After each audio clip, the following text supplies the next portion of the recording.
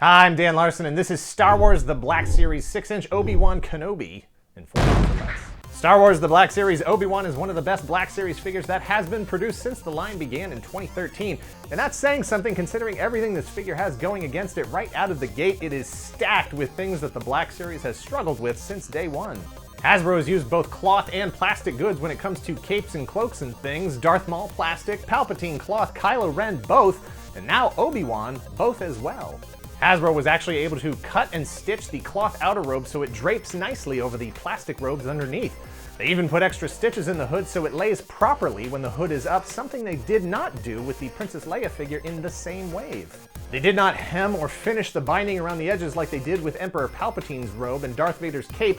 Time will tell if it frays. Time will tell if it frays, if it was done on purpose.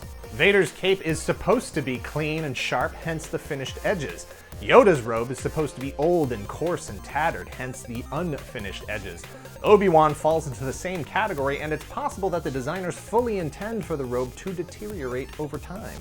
A lifetime spent fighting the Star War only to retire to the most deserty part of a desert planet has left Obi-Wan and his clothes worn down.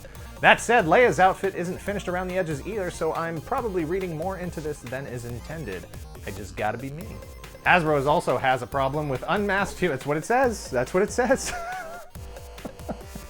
Hasbro has also had a problem with unmasked human likenesses. Luke, Leia, Luke, Han, Poe, Han, Obi-Wan. The list goes on and on. I don't know if they took a different approach on this figure or hired a new sculptor, but this is about as fine a likeness as Hasbro can achieve with the materials they use and the degree to which they apply paint. There's not a lot of paint on this figure in general, but that's what Black Series is. If you don't like it, there's plenty of other stuff out there to collect. Have you heard of Tamagotchis? I hear they're all the rage these days. He's as posable as he needs to be. Maybe it's me letting Hasbro get away with these stiff plastic robes, but he looks like Obi-Wan. I would prefer the aesthetic look be preserved over being able to get this dude into some Jean-Claude Van Damme truck splits. The only glaring negative issue with this figure is accessories, and only then because this is the same exact figure that was released last summer as an exclusive at San Diego Comic-Con, but without all the cool extra stuff. And by extra stuff, I mean a table that had a little holographic Leia that lights up and plays audio from the film. Its lack of inclusion is by no means a deal breaker. This figure is still great without it. But I have a hard time wrapping my head around putting the money, time, and effort into creating something like that table and then limiting the degree to which you can sell it. If it were up to me, convention exclusives would just have different packaging, not figures and/or accessories that cannot be acquired in any other way. I also have a hard time wrapping my head around issuing this figure in 3 different packages within a 2-year period.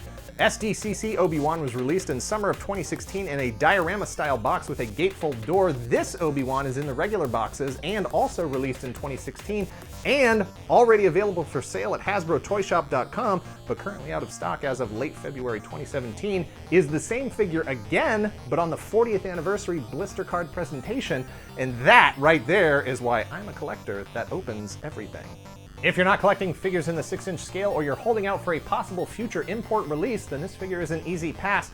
But if you need an Old Ben to go with your farm boy Luke or to square off against your Vader right now, then this is a must-have, so buy it if you see it, and if you see 2, leave 1 for the next collector.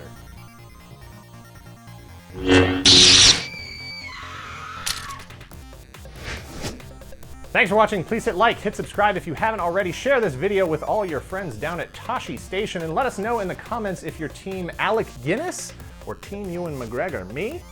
I'm Team Augie Ben Doggy. Is anybody gonna get that? No. You got it.